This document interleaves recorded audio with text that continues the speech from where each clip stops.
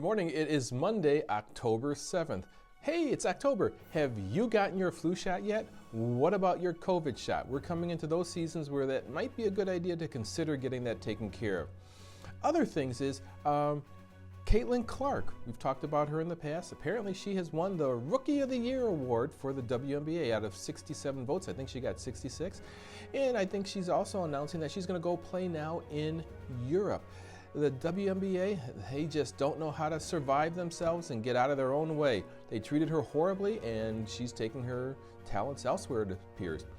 Anyway, this past Tuesday, last week, October 1st, Jimmy Carter, former President Jimmy Carter, celebrated his 100th birthday. Woohoo! Congratulations to him. Anyway, hey, let's get to today's topic.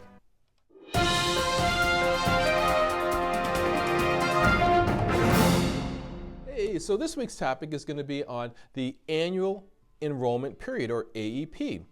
You know, last week, Tuesday, I should have had the information available, and I use a particular company that provides me this, so I've never really written to the insurance companies and said, give me this information, because it's usually just available to me right there online to download, to send to you as needed. Don't have it yet.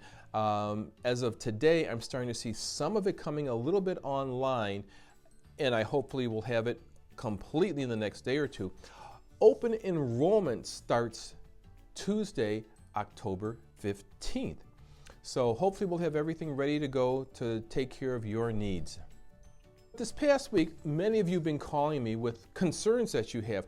And one of your concerns, especially if you have Aetna, that's been a big topic for a lot of people. They've had these smart plans that 2 years ago were $4.90. Last year they were $9.90. This year they're $44.90. Whoa, what happened? And looks like you've got a deductible associated with all that on your prescriptions. So as I mentioned before, it's a combination of the catastrophic amount that you can spend can't be more than $2,000. Woohoo, we all like that, but it costs something. And then the following up on the diabetic medication being at no more than $35. So you can't give something without charging something. That's just business economics 101. This is what's happening with the Aetna plans. Some of you have told me with Blue Cross that your premiums were around $27. Now they're going for like $80 a month. Whoa! So this is the way of the world right now. Sorry about that. Don't shoot the messenger. And on Medicare Advantage plans, what are the big changes there? Well, the only thing that I can really tell is some people are saying they're losing benefits. I haven't seen that with the companies that I carry. What I have seen is the out-of-pockets. Those were lower. Now it seems like an out-of-pocket's going to be in the $4,500 range and up. So plan for that. When I've sold Medicare Advantage plans, what have I told all of you? If you're coming off of Medicare Supplement, you're saving money, why don't you save that money until you cover your maximum out-of-pocket? So that way if something horrible happens, you're not concerned about it. They told me at the meetings this year, the maximum out-of-pockets are running for a percentage basis, 1.82% is the national average of people who meet their maximum out-of-pocket. So those Medicare Advantage plans can be a really good option for you. Mark, I've heard some horrible things about the Medicare Advantage plan. Ah! You know what? I haven't. As an agent, I haven't had anybody really complain to me about it. I had one person who was very upset about the Medicare Advantage plans because she couldn't get pre-authorization done. And I couldn't understand that because I have never had a problem like that before. So I called over to the insurance company and they said, we have no request for pre-authorization. And this was just to get some medical tests done that were very necessary. Well, this kind of went on, and I did it in her presence, and she heard them say, we have nothing on this. Finally, I called over to the doctor's office, and the doctor told me, we're like 3 weeks behind. No wonder there's a problem. That's not the insurance company's problem. That's the biggest complaint I had this year, and I can't relate that to the insurance company. Most doctors are up on their paperwork. They have staff to do it. I don't know what the problem with this doctor was, but that was the only issue that I had with somebody on a Medicare Advantage plan. So let's talk about Medicare supplements. It's open enrollment, right? No, Medicare supplements are not part of the open enrollment period. You can change those plans anytime during the year. So what's going on with the Medicare supplements? Big changes are, I really don't see any. Premiums though, those are going up. Premiums typically go up based upon your current age and based upon when an insurance company reviews the need for rate changes. So that could actually happen twice a year, so be concerned about that.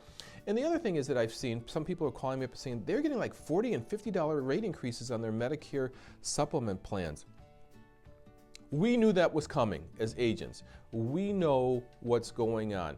If you're getting big rate increases like that, you're getting the big rate increases on your drug card, they tell us, go to the Medicare Advantage plans.